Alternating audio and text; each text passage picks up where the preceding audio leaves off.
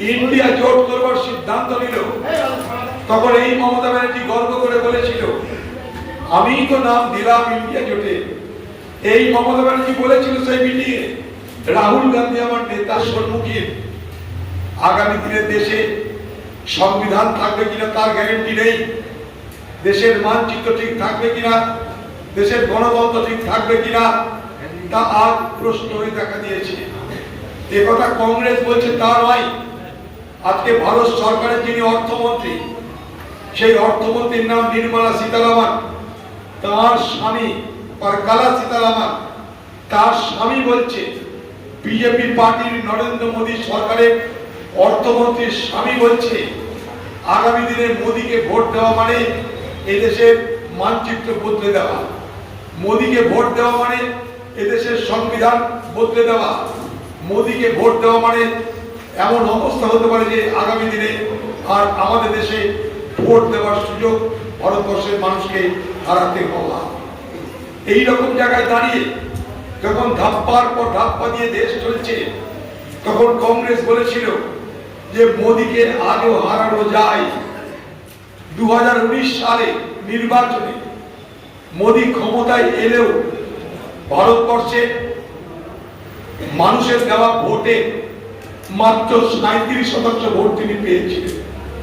অর্থাৎ ভারতবর্ষের মানুষের 63% অংশ তারা মোদীর বিরোধিতা করেছিলেন গত নির্বাচনে। মোদীর 37% নিয়ে তিনি ক্ষমতায় বসে আছেন, আর বিরোধীরা 63% ভোট নিয়ে তারা নিজেদের মধ্যে যেহেতু ঐক্য নেই, একে অপরের ভোট কেটেছে, তাই বিজেপিকে তারা ঘুরিয়ে ফিরিয়ে সাহায্য করে ফেলছে। তাই এই 63% মানুষকে যদি 63% ভোটকে যদি এক করা যায়, যে ভোটের মালিক ভারতবর্ষের বিরোধী দলগুলো, তাহলে মোদীকে ভারতবর্ষের ক্ষমতা থেকে সরানো যেতে পারে। সবাই বুঝলো, দিদিও বুঝেছে তা নয়, দিদিও বোঝেনি তা নয়, দিদি সব বোঝে। দিদি যাতে মাতাল তালে ঠিক, তিনি সব বোঝেন, কিন্তু বুঝেও তিনি বুঝেন না যখন তার নিজের প্রয়োজন হয়। যখন ভারতবর্ষের সব পার্টিরা মিলে ইন্ডিয়া জোট করবার সিদ্ধান্ত নিল, তখন এই মমতা ব্যানার্জি গর্ব করে বলেছিল আমি তো নাম দিলাম ইন্ডিয়া জোটে। এই মমতা ব্যানার্জি বলেছিল সেই মিটিংয়ে, রাহুল গান্ধী আমার নেতা।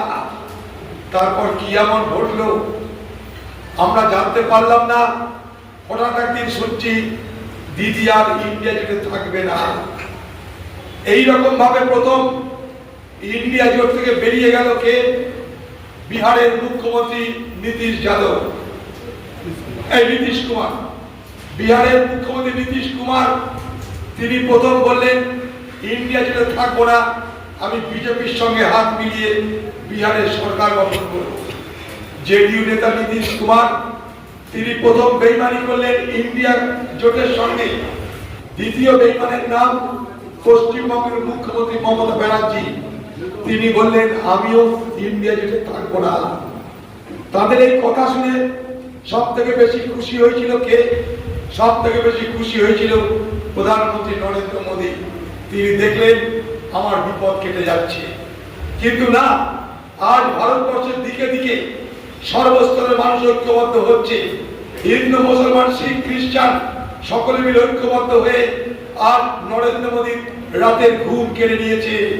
ভোট ঘোষণার সময় ভারতবর্ষে যে পরিস্থিতি ছিল, আজ ভারতবর্ষের সেই পরিস্থিতি নেই।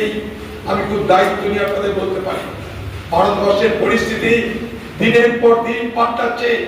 গত 3 দিন আগে প্রিয়াঙ্কা গান্ধী উত্তরপ্রদেশের মতো জায়গায়, উত্তরপ্রদেশের সাহারানপুর জায়গায় তিনি রোড শো করছেন। আমি সেই ভিডিও দেখলাম, কয়েক লক্ষ মানুষ সেই রোড শোতে সামিল হয়েছে। তাই ভারতবর্ষের অবস্থা দ্রুত পাল্টাচ্ছে।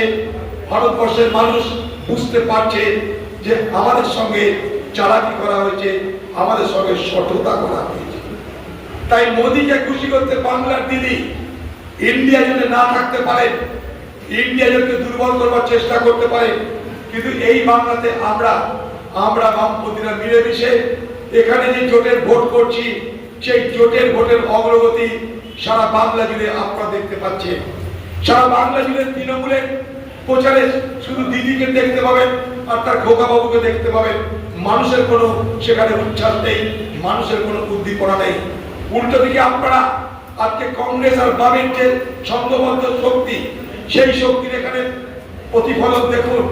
এই সভার এই হলের বাইরে, হলে যতজন মানুষ আছে তার থেকে বেশি মানুষ দাঁড়িয়ে আছে।